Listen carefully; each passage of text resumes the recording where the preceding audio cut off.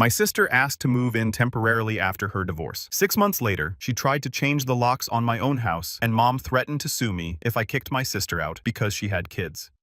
I need some legal advice, because what started as helping family has turned into a nightmare I never saw coming. 6 months ago, my sister Rebecca, 34, showed up at my door with her 3 kids and 2 suitcases. She was crying. The kids looked shell-shocked, and she told me her husband Kevin had been cheating for over a year. She just found out that morning when she discovered credit card statements for hotels and jewelry she never received. I've always been close with Rebecca. Growing up, she protected me from our mother Patricia's more extreme moods.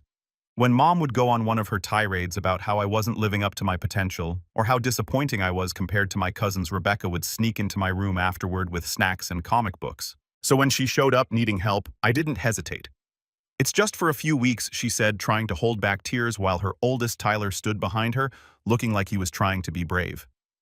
"Just until I can figure out what to do. I can't stay with Mom. You know how she is." I did know. Our mother has always been intense. She's the type who shows up unannounced to check on things, rearranges your furniture because they were all wrong, and has opinions about every aspect of your life. But she's also fiercely protective of family, especially Rebecca. My house isn't huge, but I'd worked hard to buy it 3 years ago. Software development pays well, and I'd been careful with money. It's a 3-bedroom colonial in a good school district which I bought thinking about the future, maybe starting my own family someday. The guest room was decent-sized, and I figured the kids could share while Rebecca took the pull-out couch in there. The first few weeks were actually okay. Rebecca helped around the house, cooked amazing dinners, and the kids were surprisingly well-behaved. Tyler started opening up to me about school, showing me his drawings. Olivia, the middle child, would curl up next to me while I work from home reading her books quietly. Even little Nathan, who was initially shy, started following me around, asking endless questions about my computer and how websites worked.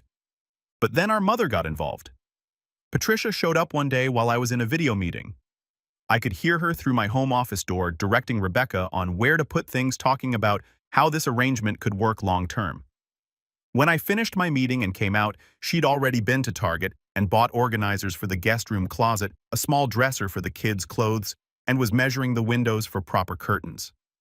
"James," she said, not even looking up from her measuring tape, "Rebecca needs stability right now. The children need consistency. This room has potential. Mom, this is temporary," I said, trying to keep my voice level. "Rebecca's looking for her own place."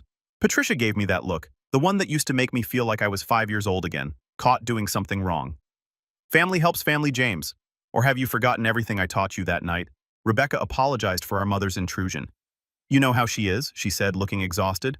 "I told her not to come over, but she insisted on seeing where the kids were staying. I told her it was fine, that I understood, and I did." Our mother had a way of steamrolling into situations, taking control, whether you wanted her to or not. Weeks turned into months.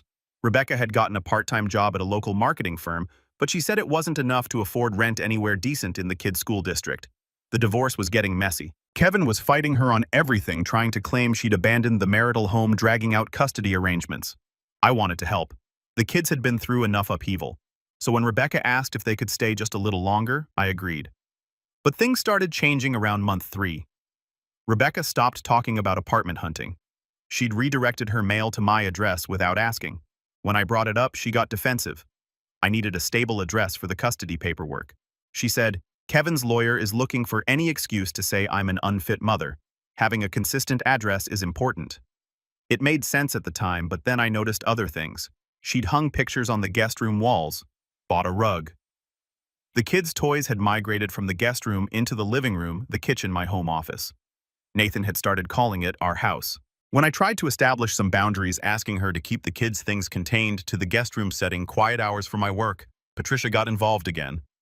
"They're children, James," she said during one of her unannounced visits. "You can't expect them to live like prisoners in one room. This is their home now, too." "It's not their home," I said, frustration building. "It's my home. I'm helping Rebecca through a tough time, but this was never meant to be permanent." Patricia's face hardened. "Rebecca is your sister. Those are your nephews and niece. After everything she did for you growing up, how can you be so selfish?" The guilt was suffocating. She was right that Rebecca had always been there for me. But this wasn't what I'd signed up for. I was 32, single, working from home. I'd bought this house as an investment in my future, not to become a landlord to my sister's family. Last week, everything came to a head. I'd been dating someone, Michelle, for about 2 months. Things were going well, and I invited her over for dinner. I told Rebecca in advance, asked her to keep the kids occupied in their room for the evening. Instead, I came home to find Rebecca had cooked an elaborate family dinner. The kids were at the dining table, which had been set with my good dishes. Patricia was there too, having apparently been invited by Rebecca. I thought it would be nice for Michelle to meet the whole family, Rebecca said brightly. Since we all live here together. The evening was a disaster. Nathan spilled juice on Michelle's dress. Tyler kept interrupting our conversations to show Michelle his drawings. Olivia threw a tantrum when told it was bedtime. And through it all, Patricia kept making comments about how wonderful it was that I was stepping up for family and how any woman I dated would need to understand that family comes first. Michelle left early. She texted me later saying I seemed like a nice guy, but she wasn't ready to date someone with kids. When I tried to explain they weren't my kids, that this was temporary, she replied that it didn't seem very temporary to her. The next morning, I told Rebecca she needed to start seriously looking for her own place. I gave her a deadline, 2 months to find somewhere else to live. That's when she dropped the bomb. Mom says I don't have to leave, she said calmly, pouring coffee like we were discussing the weather. She looked into it. We've been here 6 months. We've established residency. You can't just kick us out. I was stunned. This is my house, Rebecca. I've been helping you and I appreciate that, she said. But the kids are settled here. They're doing well in school. Nathan's finally sleeping through the night again. Moving them now would be traumatic. I did some research after that conversation and my stomach sank. In my state, after 30 days, someone can claim tenant rights even without a lease or paying rent. To remove them, I'd have to go through formal eviction proceedings. Evicting family members, especially ones with young children, could take months and would likely be looked upon unfavorably by the courts. I feel trapped in my own home. Rebecca contributes some money for groceries but pays no rent. She's made no real effort to find her own place. The kids, while sweet, have completely taken over my space. I can't bring dates home. I can't have friends over without navigating toys and children's shows on TV. My home office has become a makeshift homework station in the afternoons. When I confronted Patricia about encouraging this, she was unrepentant. Rebecca needs stability while she gets through this divorce, she said. Would you really throw your sister and her babies out on the street? What kind of man does that make you? I'm not trying to throw anyone on the street. I just want my life back.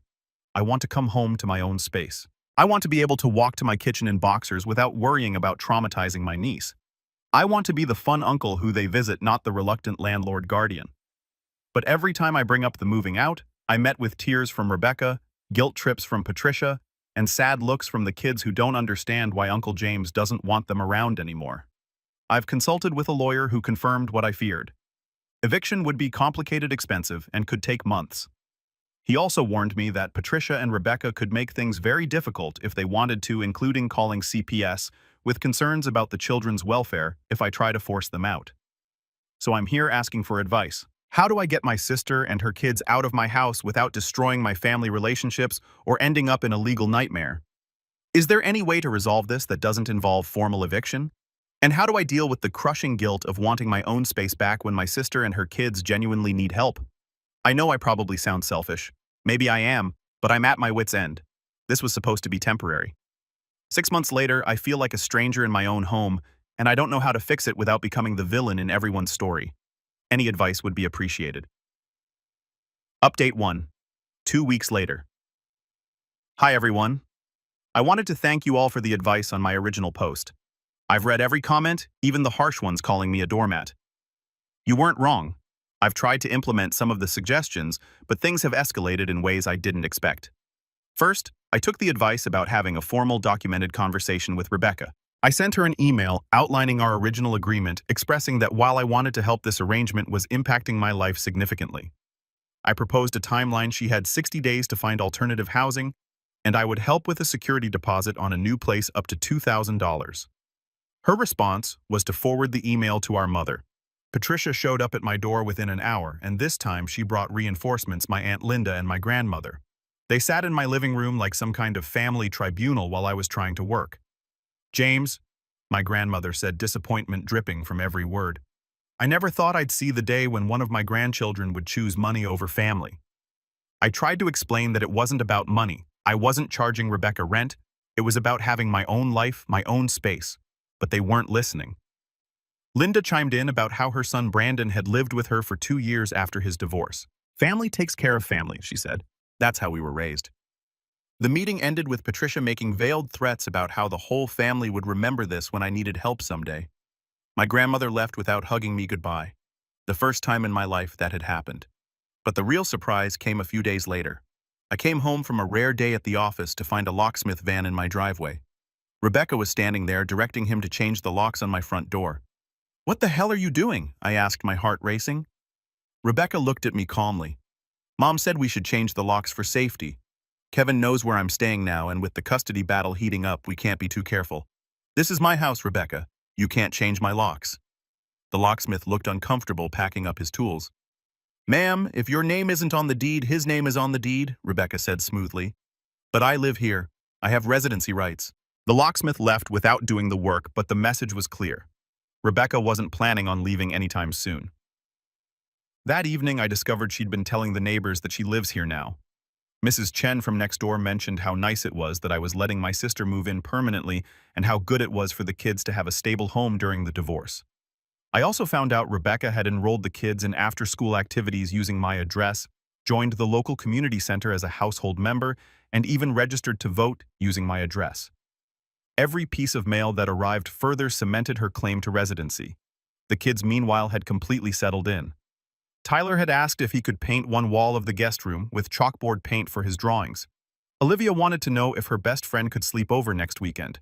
Nathan had started a small garden in my backyard, proudly showing me his tomato plants. It broke my heart because I love these kids.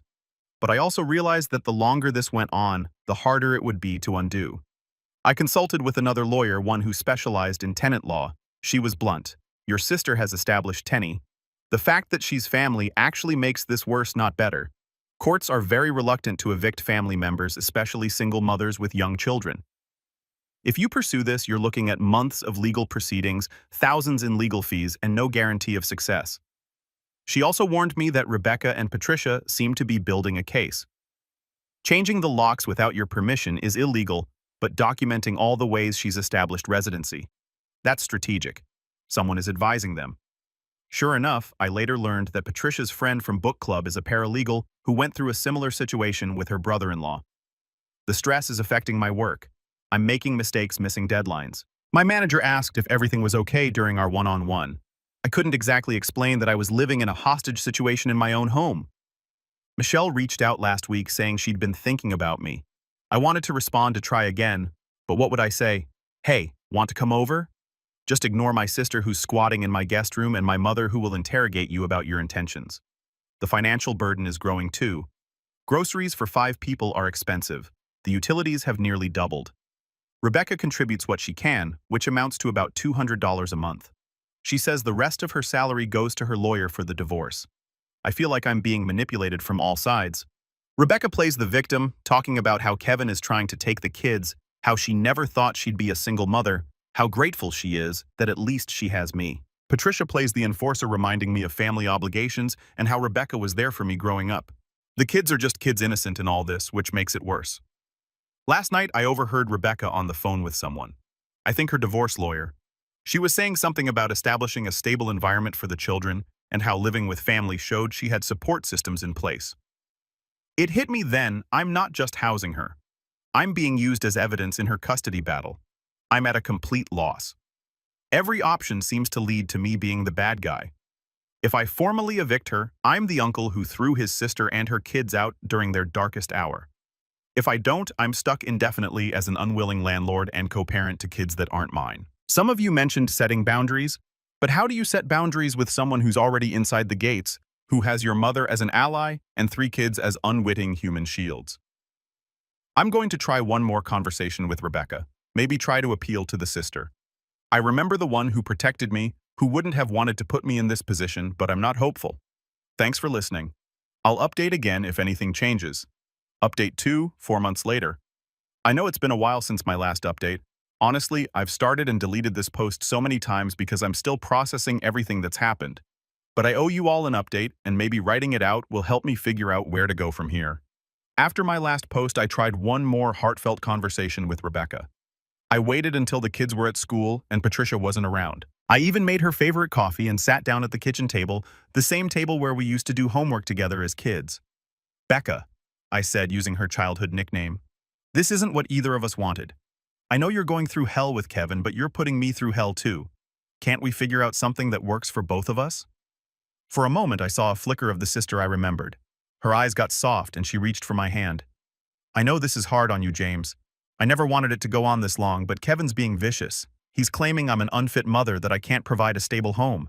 If I'm bouncing from place to place, living in some crappy apartment, he could get primary custody. I can't lose my kids. I felt for her. I really did. But then she said something that changed everything.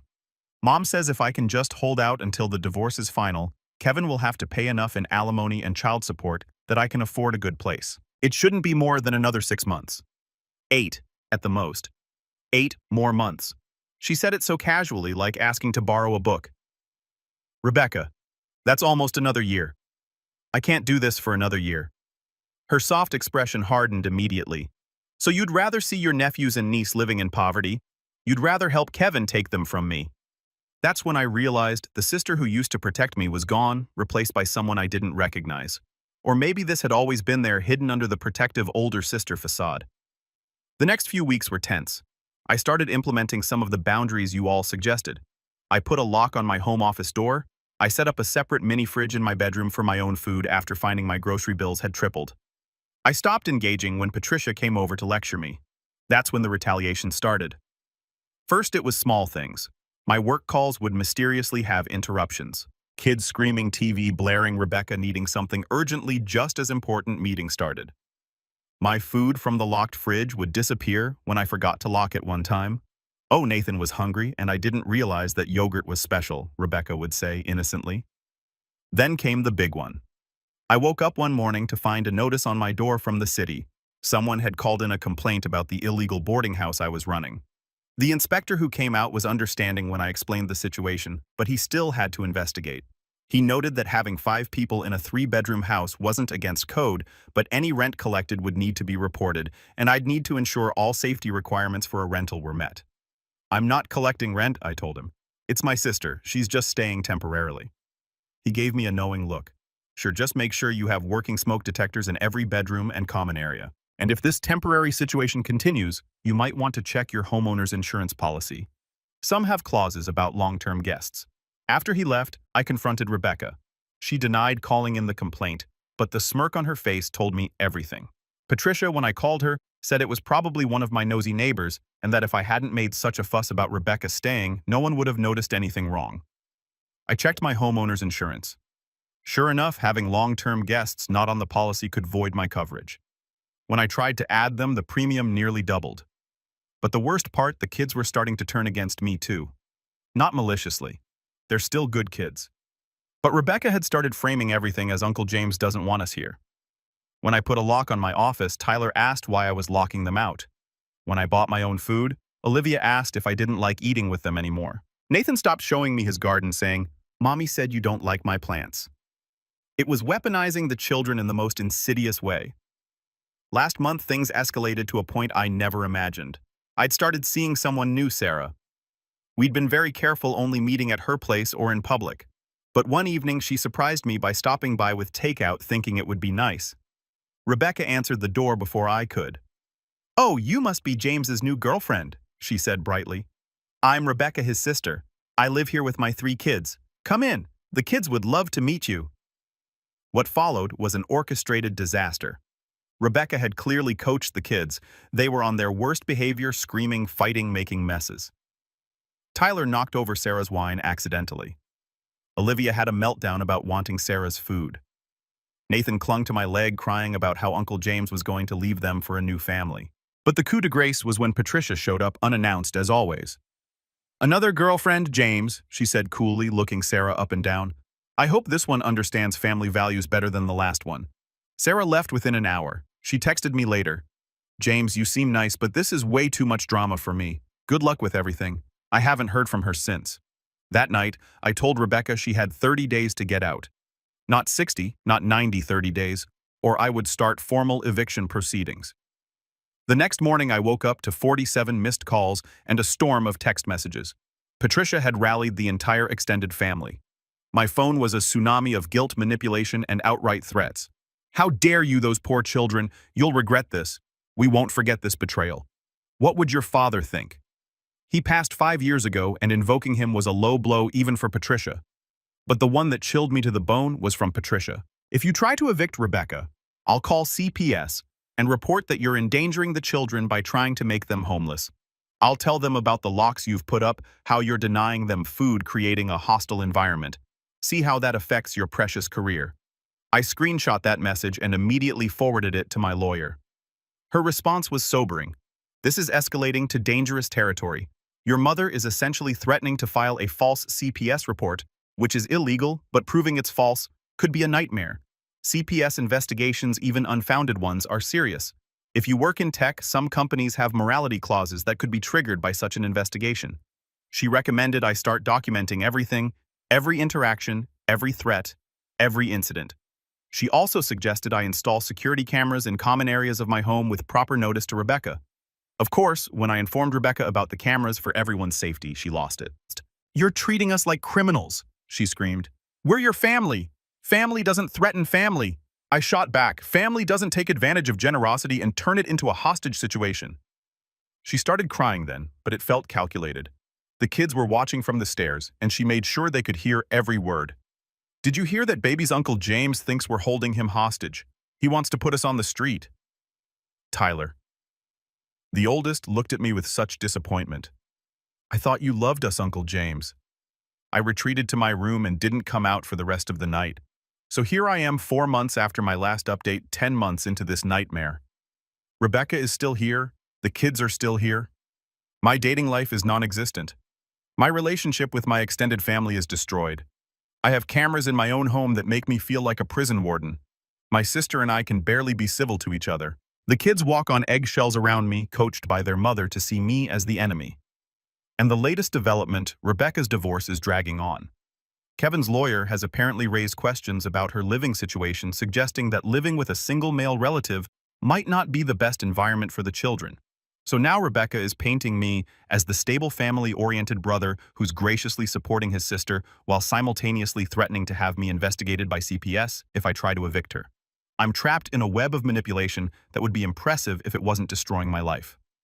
My lawyer has suggested mediation with a family counselor present. She thinks having a neutral third party might help Rebecca see how her actions are affecting everyone, including her children.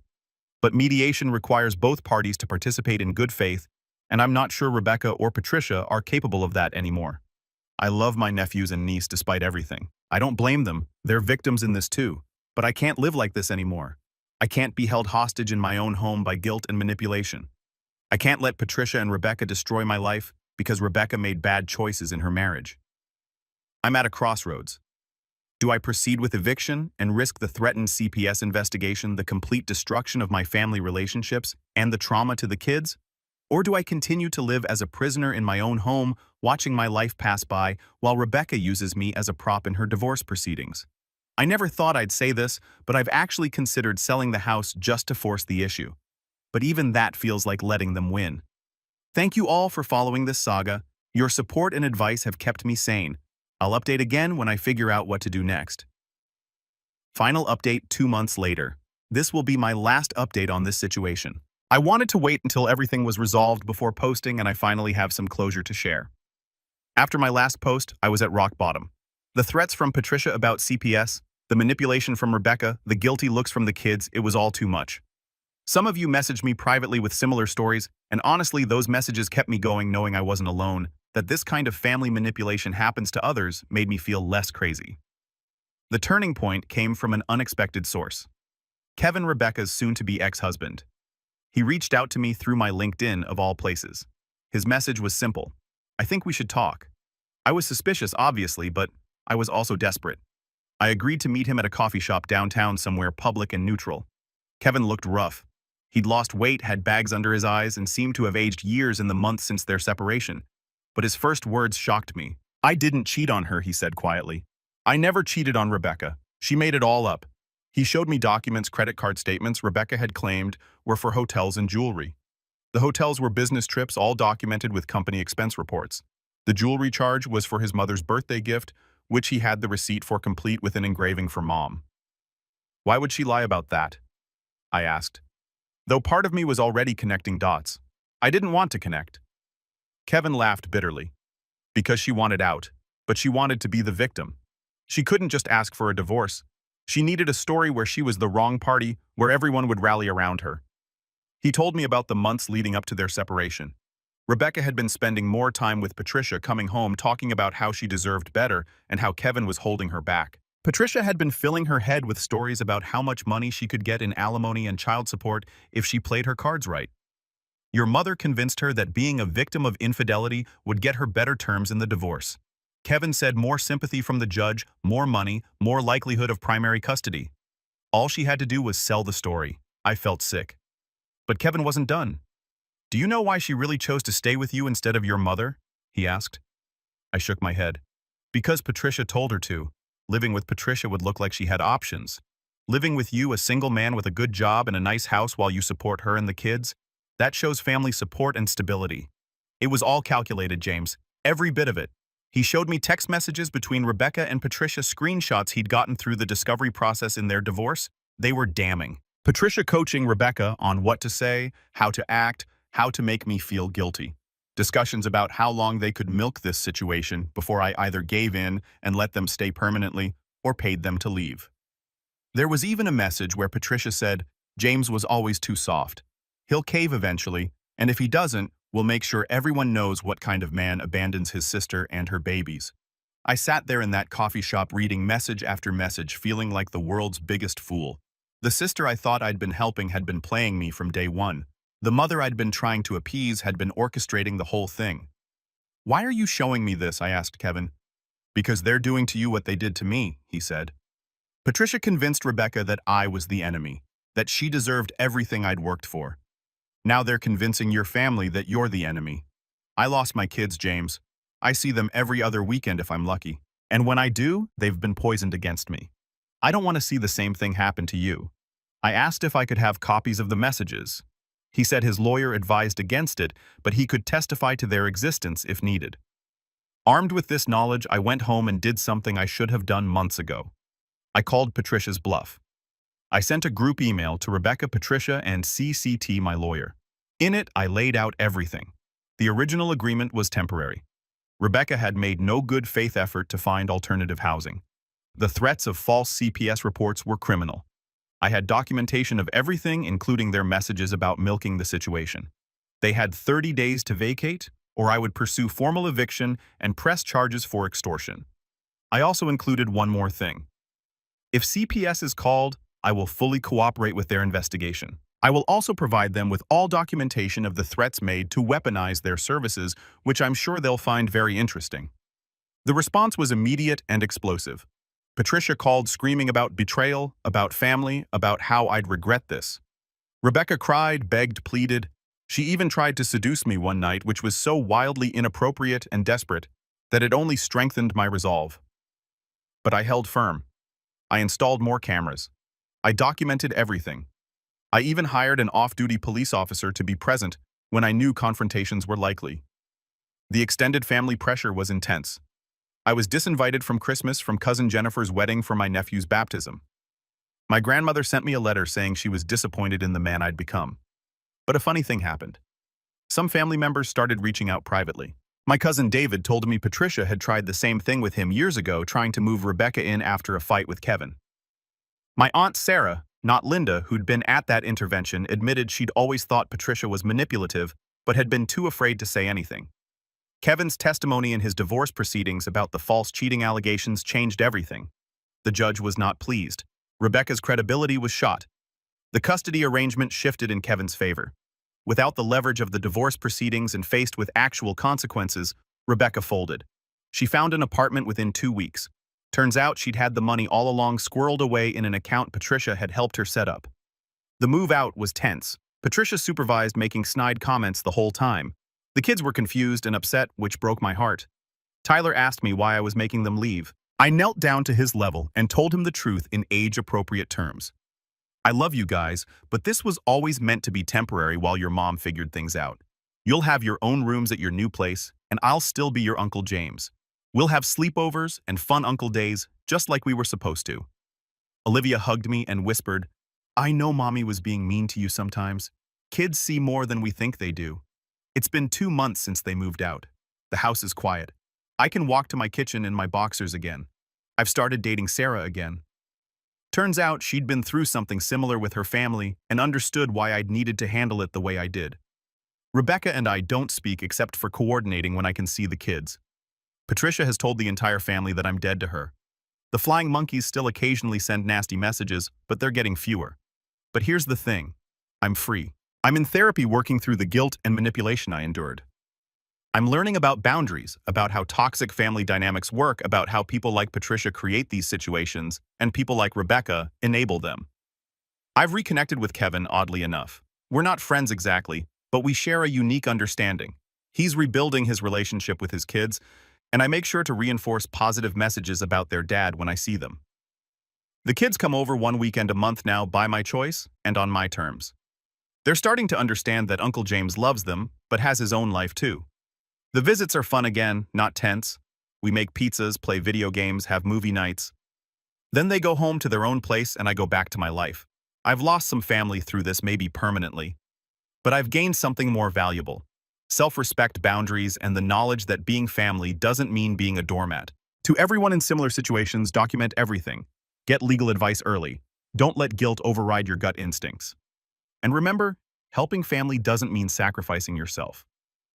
Thank you all for being here through this journey. Your advice, support, and shared experiences gave me the strength to reclaim my life. I hope my story helps someone else stand up to manipulation especially when it comes from family. Take care, everyone. I'm going to go enjoy my quiet house and the peace of mind that comes with enforcing boundaries.